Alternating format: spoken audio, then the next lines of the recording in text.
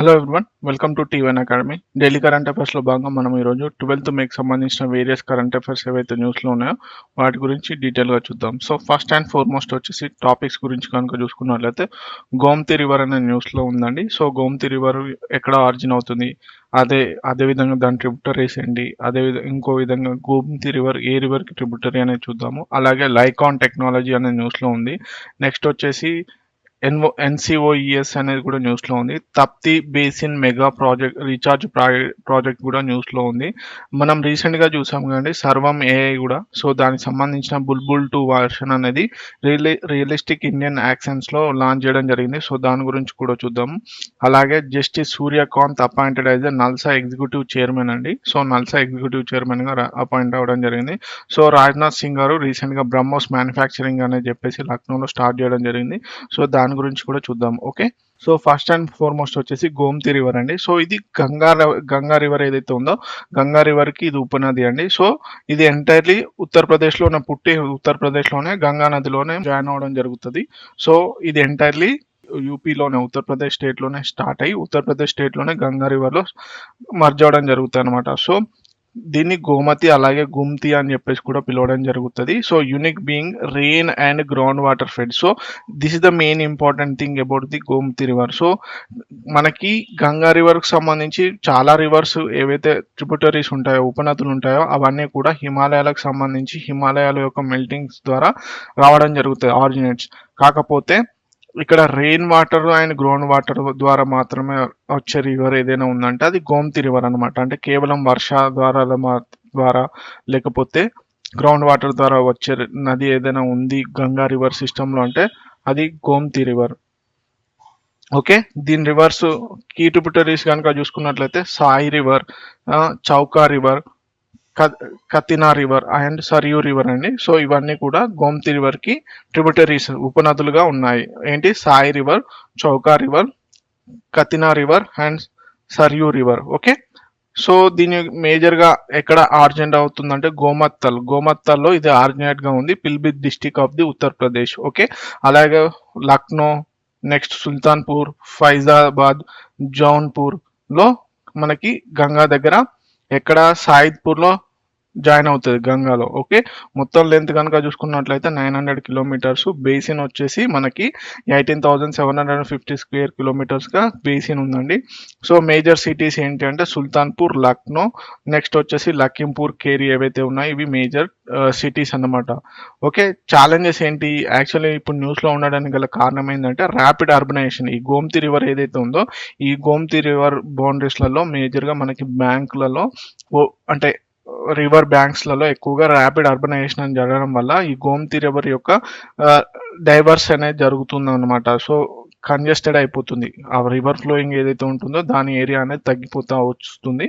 So that is the major concern rapid urbanisation వల్ల. Okay, అదేవిధంగా pollution and water quality అనేది కూడా తగ్గుతూ ఉంది, పొల్యూషన్ అనేది పెరుగుతూ ఉంది. ఓకే, నెక్స్ట్ వచ్చేసి లికాన్ టెక్నాలజీ అండి. ఇది మైండ్ అంటే మనకి మేజర్గా దేనికి సంబంధించిందంటే ఈ టెక్నాలజీ బ్రెయిన్ న్యూరల్ నెట్వర్క్స్ ఏవైతే ఉంటాయో దాన్ని నానోస్కేల్ మ్యాపింగ్ చేయడం కోసం అని చెప్పేసి ఈ లికాన్ టెక్నాలజీని వాడుతున్నారు. లికాన్ టెక్నాలజీ యొక్క అబ్రివేషన్ ఏంటంటే లైట్ మైక్రోస్కోపీ బేస్డ్ కనెక్షన్స్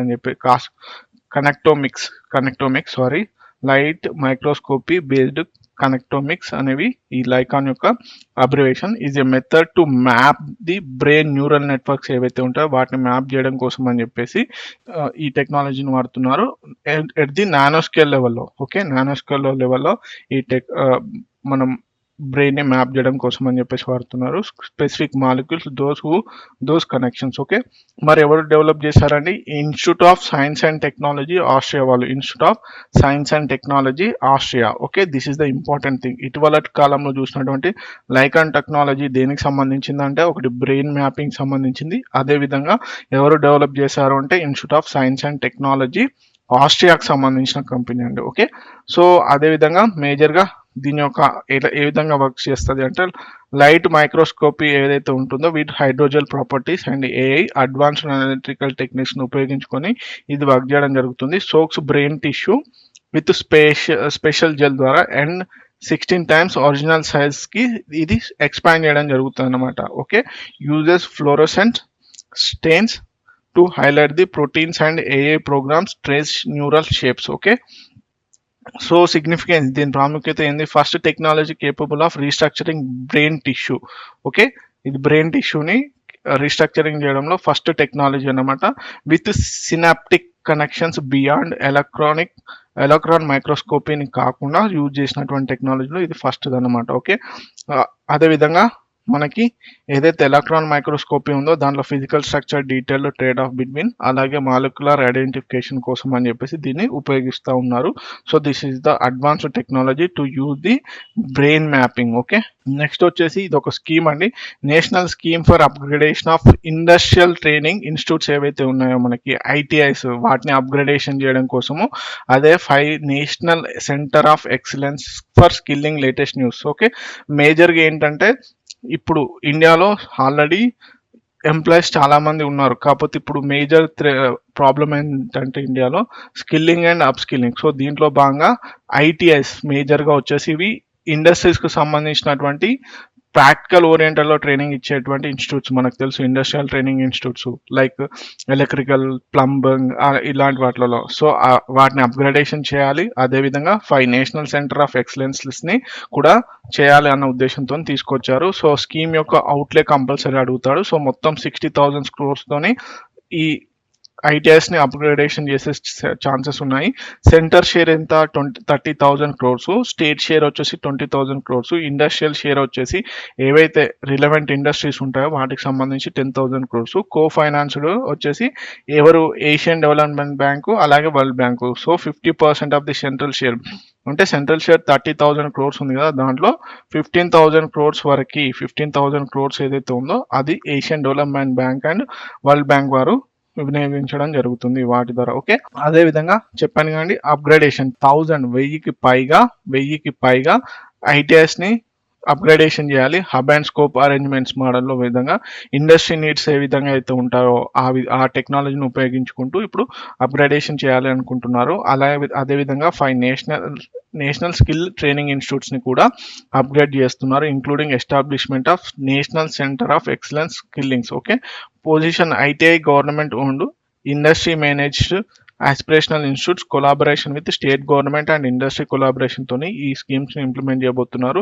దీని ద్వారా రాబోయే 25 సంవత్సరాలలో 20 లక్షల మందికి ట్రైనింగ్ స్కిల్లింగ్ అన్నది ఇవ్వాలి అని చెప్పేసి, అదేవిధంగా హ్యూమన్ క్యాపిటల్ నీడ్స్ని ఇండస్ట్రీస్కి తగిన విధంగా స్కిల్లింగ్ చేయాలన్నది దీని యొక్క main target. So alignment of work force supply industry demand ఓరియంటెడ్లో, సో ఇండస్ట్రీస్కి ఏ విధంగా అయితే స్కిల్ పవర్ కావాలో ఆ విధంగా తీర్చిదిద్దాలన్నదే దీని యొక్క ముఖ్య ఉద్దేశం. ఓకే, సో నెక్స్ట్ వచ్చేసి చాలా ఇంపార్టెంట్ అండి, Tapti basin mega recharge project అనే న్యూస్లో ఉంది. సో మనకి తప్తి రివర్ ఏరియా ఏదైతే ఉంటుందో అక్కడ మెగా రీఛార్జ్ ప్రాజెక్ట్ అనేది చేపట్టబోతున్నారు. Okay, joint project between Madhya Pradesh government and Maharashtra government. చాలా ఇంపార్టెంట్ అండి. తప్తి రివర్ అంటే మనం ఓన్లీ మధ్యప్రదేశ్ అనుకుంటాం, కాదండి.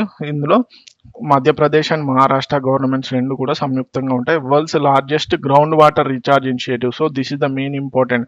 తప్తి బేసిన్ మెగా రీఛార్జ్ ప్రాజెక్ట్లో భాగంగా గ్రౌండ్ వాటర్ రీఛార్జ్ ఇనిషియేటివ్ అనేది ఇది వరల్డ్లోనే లార్జెస్ట్ ఇనిషియేటివ్ అనమాట. సో మేజర్గా తప్తి రివర్ ఏదైతే ఉంటుందో ఆ తప్తి రివర్ ద్వారా ఉన్నటువంటి ఫ్లోయింగ్ వాటర్ ఏదైతే ఉందో దాన్ని డైవర్ట్ చేసి అక్కడ సరౌండింగ్ ఏరియాస్లలో గ్రౌండ్ వాటర్ యొక్క రీఛార్జ్ లెవెల్స్ ఇంక్రీజ్ అవ్వాలి అని చెప్పేసి చెప్తున్నారు. దీనికి బెస్ట్ ఎగ్జాంపుల్ ఏంటి? మనకు మిషన్ కాకతీయ ద్వారా ఏదైతే చెరువుల పునరుద్ధరణ జరిగిందో దాని తర్వాత స్టోరేజ్ లెవెల్స్ అనేవి పెరిగాయి, గ్రౌండ్ వాటర్ టేబుల్ యొక్క ఇంపార్టెన్స్ రీఛార్జ్ లెవెల్స్ పెరిగాయి. సో అలాంటిదే ఈ తప్తి రివర్ కూడా.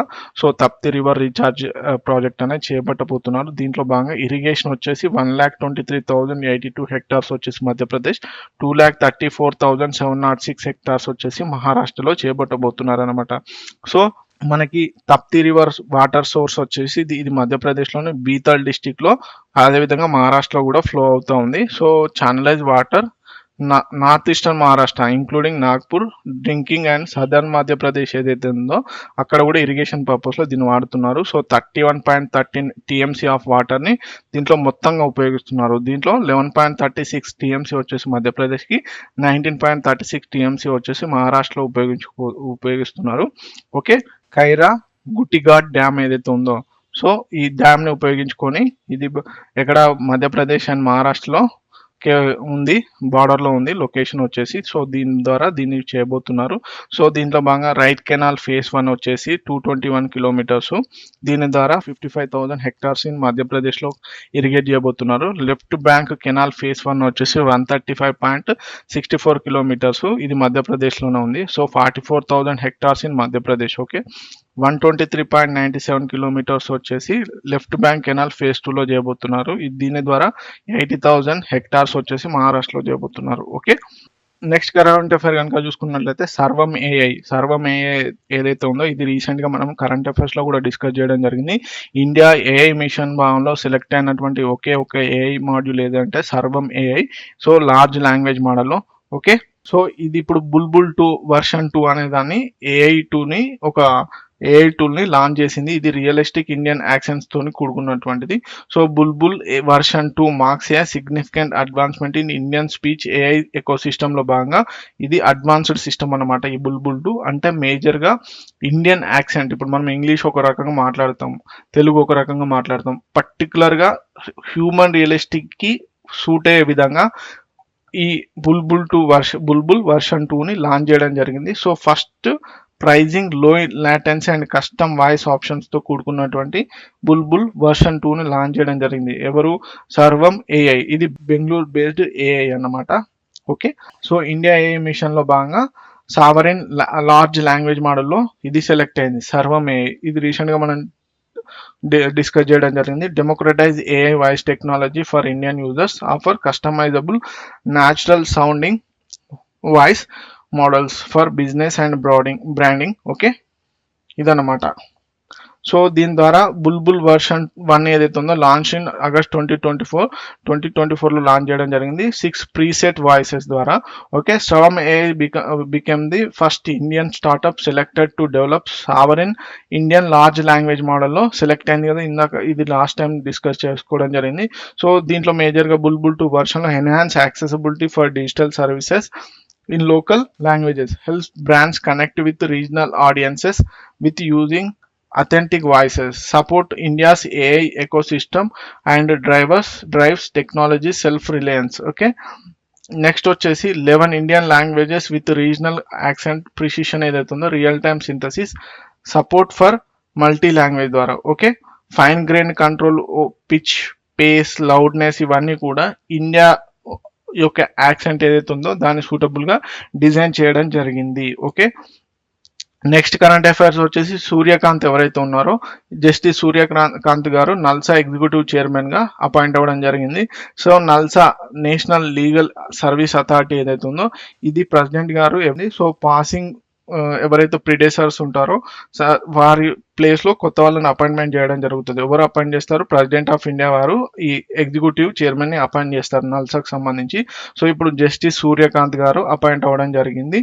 సో May 14, 2025 నుంచి ఇది ఎఫెక్టివ్ లోకి రాబోతుంది. So his appointment strengthens Indian legal aid framework, supports constitutional mandate under article 39 A ప్రకారం, ఈక్వల్ జస్టిస్ ఏదైతే ఉందో దాని ప్రకారం అన్నమాట. సో మేజర్ గా వీరి యొక్క ముందుగా ఈ ఎగ్జిక్యూటివ్ చైర్మన్ లో ఎవరున్నారు నల్సా ఎగ్జిక్యూటివ్ చైర్మన్ గా అంటే బిఆర్ గవై గారు. ఇప్పుడు మనకి వీరు 52nd CJI గా అపాయింట్ అవ్వబోతున్నారు. సో వారి ప్లేస్ లో వీరు ఇప్పుడు ప్రజెంట్ గా నల్సా ఎగ్జిక్యూటివ్ చైర్మన్ గా ఉన్నారు. సో వారు CJI గా అపాయింట్ అవుతున్నారు కాబట్టి జస్టిస్ బిఆర్ గవై గారు. సో వారి ప్లేస్ లో జస్టిస్ సూర్యకాంత్ గారిని నల్సా ఎగ్జిక్యూటివ్ చైర్మన్ గా అపాయింట్ చేయబోతున్నారు అన్నమాట. ఓకే, మనకు తెలుసు లీగల్ సర్వీసెస్ యాక్ట్ ఏదైతే ఉందో లీగల్ సర్వీసెస్ అథారిటీ యాక్ట్ 1987 ప్రకారం ఈ నల్సాని ఎస్టాబ్లిష్ చేయడం జరిగింది. ఓకే, నెక్స్ట్ వచ్చేసి రీసెంట్ గా ఇప్పుడు ఇండియా పాకిస్తాన్ మధ్యలో యుద్ధ వాతావరణ నేపథ్యంలో బ్రహ్మోస్ మిసైల్స్ ఏదైతే ఉందో అవి కీ రోల్ చేశాయి. ఆ కీ రోల్లో భాగంగా ఇప్పుడు ఈ బ్రహ్మోస్ క్షిపణిలను ప్రొడక్షన్ పెంచాలన్న ఉద్దేశంతోని రీసెంట్గా లక్నోలో మ్యానుఫ్యాక్చరింగ్ యూనిట్ని రాజ్నాథ్ సింగ్, డిఫెన్స్ మినిస్టర్ అయినటువంటి రాజ్నాథ్ సింగ్ గారు ఓపెన్ చేయడం జరిగింది, ఇనాగ్రేట్ చేయడం జరిగింది. ఎప్పుడు మే 11, 2025 రోజున వర్చువల్గా ఓపెన్ చేయడం జరిగింది, ఇనాగ్రేట్ చేశారు. సో దీంట్లో భాగంగా India self Reliance in defence manufacturing under ఆత్మ నిర్భర్ భారత్ ఇనిషియేటివ్లో భాగంగా ఈ బ్రహ్మోస్ ప్రొడక్షన్ అనేది ఇంక్రీజ్ చేయబోతున్నారు. ఓకే, సో కీ ఫీచర్స్ ఏంటి, ఎక్కడ ఉత్తరప్రదేశ్ డిఫెన్స్ ఇండస్ట్రియల్ కారిడార్ ఎక్కడ ఉంది, సో లక్నోలో లొకేట్ అయి ఉంది. ఉత్తరప్రదేశ్ డిఫెన్స్ ఇండస్ట్రియల్ కారిడార్ అనేది లక్నోలో లొకేట్ అయి ఉంది. సో 300 crores తోని దీన్ని డెవలప్ చేయబోతున్నారు. దీంట్లో యాన్యువల్ కెపాసిటీ వచ్చేసి 80 to 100 బ్రహ్మోస్ మిసైల్స్ ని ఇప్పుడు ఏదైతే ప్రజెంట్ వర్షన్ ఉందో దాన్ని ప్రొడక్షన్ చేస్తున్నారు. తర్వాత 100 నుంచి 150 నెక్స్ట్ జనరేషన్ బ్రహ్మోస్ మిసైల్స్ ని డెవలప్ చేయబోతున్నారు అన్నమాట, ప్రొడక్షన్ చేయబోతున్నారు. సో 80 hectares లో దీన్ని ఈ మ్యానుఫ్యాక్చర్ యూనిట్ ని బిల్డ్ చేయబోతున్నారు అన్నమాట. సో సూపర్ సోనిక్ మిసైల్ అండి, బ్రహ్మోస్ మిసైల్ గురించి కనుక మనము తెలుసుకున్నట్లయితే ఇది ఒక super sonic missile. So BrahMos aerospace ఏదైతే ఉందో ఇండియా రష్యా జాయింట్ వెంచర్, అది బ్రహ్మోస్ మిసైల్స్ ని డెవలప్ చేస్తుంది. సో దీని యొక్క స్పీడ్ వచ్చేసి 2.8 మ్యాక్ 2.8. ఓకే, మ్యాక్ 2.8 అంటే ఇది సూపర్ సోనిక్ సంబంధించింది. సో రేంజ్ వచ్చేసి 290 to 400 kilometers.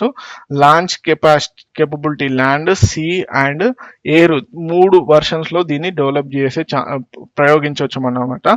So fire and forget model అన్నమాట. సో నెక్స్ట్ జనరేషన్ బ్రహ్మోస్ ఏంటి, ఇది అడ్వాన్స్డ్ వర్షన్. సో దీని యొక్క వెయిట్ ఏదైతే బ్రహ్మోస్ మిసైల్స్ ఉంటాయో వాటిని ప్రజెంట్ వెయిట్ ని రెడ్యూస్ చేశారు. 2900 kgs నుంచి వార్ హెడ్ ఏదైతే ఉందో 1290 kgs కి తగ్గించడం జరిగింది.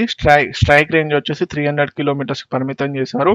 సో మేజర్ గా ఏంటంటే సుకోయ్ జెట్స్ ఏదైతే ఉందో 3 మిసైల్స్ ని క్యారీ చేసే విధంగా, సో ఇన్స్టెడ్ ఆఫ్ 1 అంటే ఇప్పుడు ఏదైతే ప్రజెంట్ వర్షన్ ఉందో దాన్ని కనుక క్యారీ చేయాలంటే ఒకటే మాత్రమే తీసుకెళ్లే కెపాసిటీ ఉంది. సో ఇప్పుడు ఈ నెక్స్ట్ జనరేషన్ బ్రహ్మోస్ మిసైల్స్ ద్వారా 3 మిసైల్స్ ని క్యారీ చేసే ఛాన్సెస్ ఉంది. టు డెలివర్డ్ 1 year లో దీని యొక్క మేజర్గా ఫస్ట్ ఇన్స్టాన్స్ అనేవి రాబోతున్నాయి. సో ఇవ్వండి ఇంపార్టెంట్ కరెంట్ అఫైర్స్. మరిన్ని ఇంపార్టెంట్ కరెంట్ అఫైర్స్కి T1 అకాడమీ యూట్యూబ్ ఛానల్ని, అదేవిధంగా T1 అకాడమీకి సంబంధించిన టెలిగ్రామ్ ఛానల్ని కూడా ఫాలో అవ్వండి. Thank you so much.